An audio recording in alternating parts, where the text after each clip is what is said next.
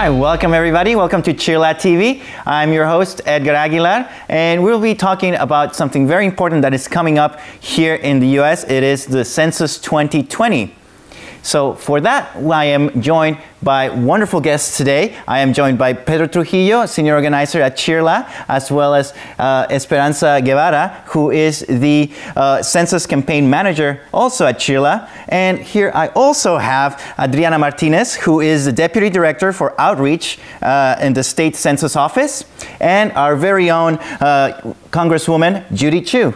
Just want to take this time to thank the Congresswoman for her fearless fight in Congress, representing us. I've been a huge fan, and for seeing you do your work, fighting for our rights and the rights of immigrants all over the United States. So thank you so much. It's a privilege and honor to have you here with us. Thank you. We want to talk about what is happening now, where we stand with the questions, and how we can incentivize the community to take part in the census. I know a lot of people have some fears in regards to the information, how is it going to be used, especially with some specific questions that are in the census. So I don't know if you would like to share a few words about your work with the census. Well, I want to allay people's fears about that. In fact, Congress members Nydia Velázquez, Jan Schakowsky, and I co-led a letter that we sent to the Department of Homeland Security and the U.S. Census Bureau saying that, reminder, you cannot share this information between the U.S. Census Bureau and the Department of Homeland Security. And I am pleased to say that 39 members of Congress did sign the letter. Actually, they cannot share it. Mm-hmm. So we wanted to make sure that they knew that we were aware that they were even thinking about it, because there were some emails that were discovered where the Department of Justice was apparently thinking about it, but it didn't go beyond thoughts, thank goodness. Mm-hmm. Yeah, and I think that's really important that we have folks like yourself out there representing us and asking those important questions so that we can clarify, right, and bring what's actually the facts to the community. And so I want to play devil's advocate here. 2020 comes around the corner, and the forms, right, or the applications open. What would happen if the community does not go out and count themselves, right? They don't participate in the census. What would you say? What's at stake here? Oh my goodness, there's so much at stake. So much is determined by having an accurate count. The number of congressional seats that we have, right now we have 53, but if we have an undercount, we could lose those seats, and then we would lose our power as the state of California. But so many federal funds come from this count, and they're just based on the number of people that you have here. So just to name a few, Medicaid, food stamps, Medicare, housing vouchers, the highway planning construction, special education grants, the Children's Health Insurance Program, or CHIP, Head Start. All those programs are dependent on having an accurate count. And if we have an undercount, that means fewer of people in our community being served, and that would be a tragedy. Mm-hmm. So there's a lot at stake, right, as you all heard, and why is it that we have to, us folks in the community, CHIRLA and other groups, why is it that we're taking much more interest in this now as opposed to before? Is the census being underfunded? Has there been some type of changes? So Esperanza, if you would like to share a little bit about that. Yeah, California has always been one of the hardest to count regions in our country. We have 15.1 million hard to count residents in our state, and 5.2 million alone in Los Angeles County. So we as CHIRLA are activating our staff, our membership throughout the state in our Contamos, Contigo campaign, or We Are Counting on You, which launched on April 22nd. And we're going to make sure that our family members, our neighbors are participating in the census and understand what's at stake. The community resources that we stand to lose that the Congresswoman just mentioned, and the political representation that we stand to lose as well. My own family, they've been living in this country for 30 years. They immigrated from Mexico. and have received the census form maybe once or twice. So they weren't familiar with what it was. And, you know, as are many other people in the immigrant community, are frequently targeted by different forms of fraud, and just didn't have that trust that to be able to give this sensitive data to a federal agency or something claiming to be a federal agency. So there's a lot of elements in there that really exemplify the types of barriers that prevent our community members from participating in the census, that our campaign is really trying to overcome and leverage our status as a trusted messenger to break through that. And what are we getting from the census office? How are we incentivizing the community to participate? Yes, thank you. First of all, I always love to draw the distinction between the U.S. Census Bureau and our office. Okay. So we are the California Complete Count campaign, and I like to emphasize campaign because there is an urgency to making sure that in California, we count every single person in the state, especially the hard to count people, which includes, as you may imagine, folks who are poor, folks who are typically disenfranchised, folks who are low-wage earners, etc. And we're very proud of having already invested. This is the legislature and the governor's office already invested over $100 million in our campaign, and we have under Governor Newsom now an additional $50 million plus that once voted on, if it's voted in June, we would then allocate for the outreach on the ground after the summer.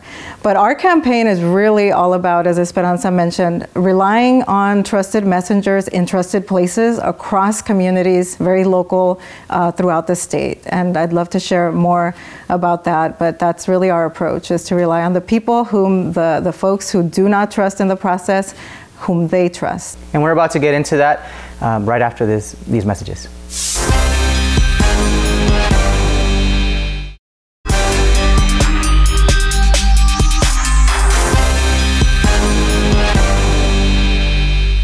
Welcome back to CHIRLA TV. We're here discussing the 2020 census with Adriana Martínez, the Deputy Director of Outreach at the State Census Office, as well as with the U.S. Congresswoman, Judy and Esperanza and Pedro here from CHIRLA as well. So we were talking about the 2020 census and how California is one of the more difficult states to account for. And how is the office, the state office, working towards making sure that everybody participates and we're counting everybody? Sure. California has always had a unique set of challenges when it comes to the census. You know, I was involved in 2000 under Governor Davis, now under Governor Newsom. For example, the confidentiality and privacy issues have always been of grave concern to the people who live in California. And especially now, you know, there are a lot of, as was the case back then, recent immigrant populations, very diverse populations.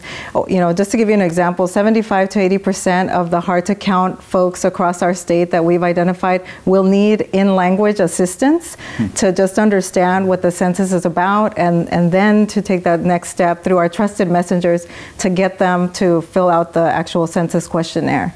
So there are a lot of challenges like that, and we want to make sure that folks do understand the importance of the census, that their children, their families, their neighborhoods rely on the count to then receive back from the federal government those dollars that we have paid in taxes that then get distributed back based on the census count in social services, educational services, transportation services, infrastructure, amenities, and that's why it's so important to make sure we get it right. So every penny that's invested on behalf of the state, we want to make sure we do a robust job and everyone counting. Yeah, we want to make sure that people have trust in our own government, to make sure that, hey, I'm going to answer these questions because they count. They want to know everything that there is to know about our community, so that different things are founded, as Congresswoman Chu mentioned, everything that is at stake here.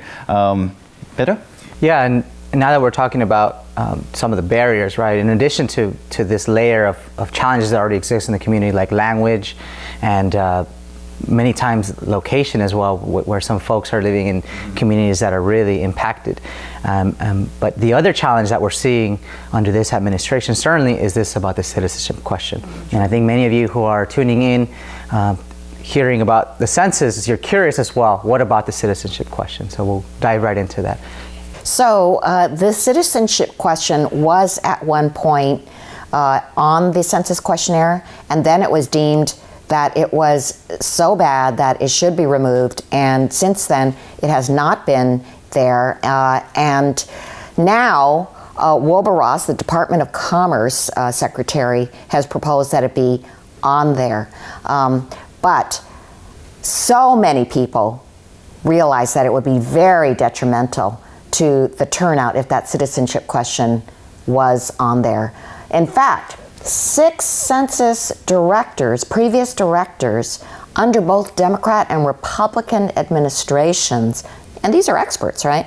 They all said that it should not be on there because it would be detrimental to the turnout, because people would fear that this would have some negative implications for their lives in the future. So we are protesting this to the greatest degree possible. Thank goodness New York State and numerous other states, including California, are suing to make sure that this doesn't get on. So it's in front of the New York court right now, and Wilbur Ross is being deposed. But believe it or not, the issue of whether Wilbur Ross, the Commerce Secretary, will be in front of the court is being heard by the Supreme Court right now, and that will have a lot of implications. By the way, I have to say that I have a little part in this whole thing, because when I was at the Ways and Means Committee hearing, I was the one that asked Wilbur Ross, what about this citizenship question? Is it going to be on the census or not?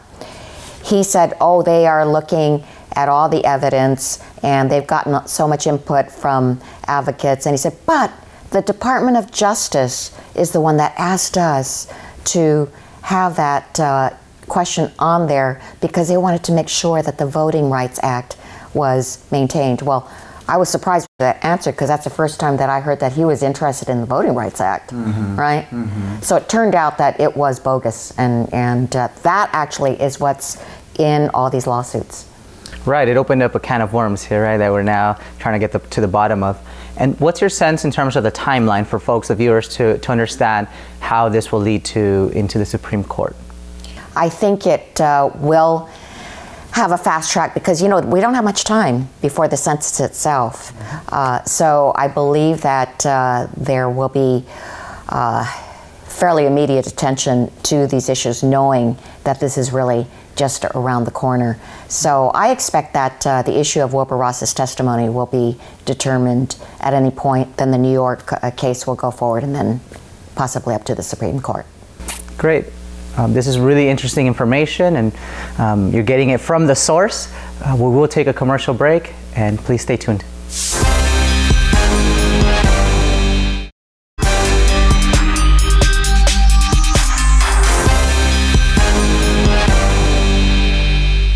Welcome back, everyone. Thank you for joining us here at CHIRLA TV. We last left off talking about the lawsuit around the citizenship question in the census, and so we're going to continue this now. The aspect of what happens if the question still continues to be allowed into this census. Should people be concerned? Esperanza. Yeah, so on April 23rd, the Supreme Court will be hearing the case as to whether or not the citizenship question should be added to the census form. And our plan is to, regardless of whether or not that question is added to the census, we will continue to encourage our community to participate in the census, because we see the addition of that question as just another tactic that this administration is using to try and erase our communities from this country. And we also know that there are protections in place for the data that community is providing to the Census Bureau. There are fines if staff from the Census Bureau wrongfully disclose our data, and that includes a $250,000 fine or up to 5 years in federal prison. So these are not light consequences for disclosing our information, and that's why we're confident that this is simply just another scare tactic that the administration is using to marginalize our communities. So what we want to emphasize is that it is okay to fill out the census, that we should participate in answering the census, especially because, well, as we reiterate, a lot of immigrants, especially immigrants, feel very threatened by this question. And we even have immigrants not even completely avoiding any kind of law enforcement, any kind. So this information is secure. It will not be used against them. It will not be used to harm their families. And we have the support of the state office as well. Yes, and one challenge that we haven't mentioned that is new this time in 2020 that did not exist in 2010 is that the U.S. Census Bureau is primarily expecting an online response. So over 80% of the population, in fact, is expected to fill it out, fill out the form online. So we, for example, have included in our hard-to-count demographics people who have low broadband access or no access at all, senior citizens because they may not, especially the multi-ethnic populations, those who need in-language support, again, not as comfortable doing the online response. And we're trying to get people to respond early, and when they get the first notification, to understand this is important. Absolutely, my information will be protected. It's aggregate data that the Bureau ultimately looks at to count how many people in a certain community. Individual data is not going to be disclosed. So that's a large part of our educate message, working through our partners like CHIRLA, NALEO, California Native Vote, Asian American Advancing Justice, you name them. We've got multiple partners across the state, counties, local CBOs, statewide CBOs who can help us reach some of those demographic groups. And we're, like I said before, campaign mode, and we're kind of working backwards. There's a lot, as we speak, a lot of work going on through our teams, outreach teams, regional program managers working with all of these organizations to really coordinate and solidify their local plans to reach our people, to make sure they understand the importance of being counted and that they trust in the process to make sure they get their due share of resources back. So you mentioned that there's the first reach. So what is the process for the census? Like, if I receive it on the mail and I don't answer it, will I get a follow-up? Will the office reach out to me again to make sure that I am accounted for? What's the process there? Yeah, generally the U.S. Census Bureau does have, I think they send out at least 4 postcards initially with a certain code per family to fill out the form online. After multiple attempts, if there's no response, then they send a paper form. And then there are different layers of how they reach people. For example, people who have a P.O. box, people who live in group quarters like dormitories, who are homeless, which is another one of our hard-to-count demographics. So there's a lot more in that, and we're working through all those complexities in California to make sure we address them. Well, you heard it here. We're going to continue the conversation with a wonderful panel in just a few seconds.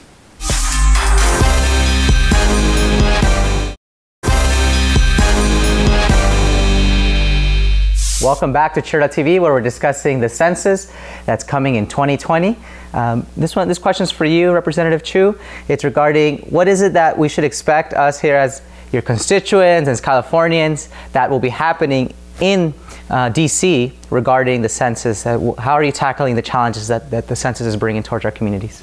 Well, we have a huge concern about the census, and we are engaging in oversight. In fact, there's going to be a committee hearing on the census shortly, but we are watching every element, every step of this, and in fact, there's been this whole appropriations process because we're very concerned about the U.S. Census not putting enough money into outreach and language access. So we have made sure that in the appropriations process that it is there. So we continue to do that oversight over the next 2 years as we go into the census itself, but we also are laying the groundwork for future censuses. We have bills out there that in fact I just signed on to a co-sponsor of a bill that would not allow for any kind of quick question that has not been vetted like the citizenship question, because they just added it in without having any testing. Normally you should have at least 3 years of testing to put it into something like the census. So it would prohibit something like that. Thank you. Y una pregunta para la señorita Martínez en español, para nuestros televidentes. ¿Qué es lo que debe esperar la gente sobre qué está haciendo el Estado para asegurar que todos estemos contados en este censo? Claro, muchas gracias. Es muy importante que tengan confianza en el proceso, que entiendan la importancia de participar en el censo, de llenar el formulario cuando les llegue, porque es para el bienestar de sus hijos, de sus familias, porque del conteo dependen programas educacionales, programas, servicios sociales. Usted puede pensar en muchos programas de los que depende su familia, en su comunidad también, y les urgimos que se hagan contar y que corran la voz para que todas las personas en su familia, en su vecindad, sepan que va a haber recursos, y va a haber recursos en español como centros comunitarios que les ayuden a entender cómo llenar el formulario. En las escuelas también estamos invirtiendo en nuestras escuelas a través del Estado para ayudar a la gente a entender la importancia del censo y contestar todas sus preguntas para que comprendan que sí es un proceso íntegro y que los vamos a proteger. Recuerden que toda esta información que se comparta con el censo es confidencial y es ilegal que el departamento del censo vaya a dar esta información a otros departamentos. Well, that's all the time we have here at CHIRLA TV today. I would like to thank everybody who has been part of this wonderful discussion. I'm in support here, and then Contamos Contigo, everybody.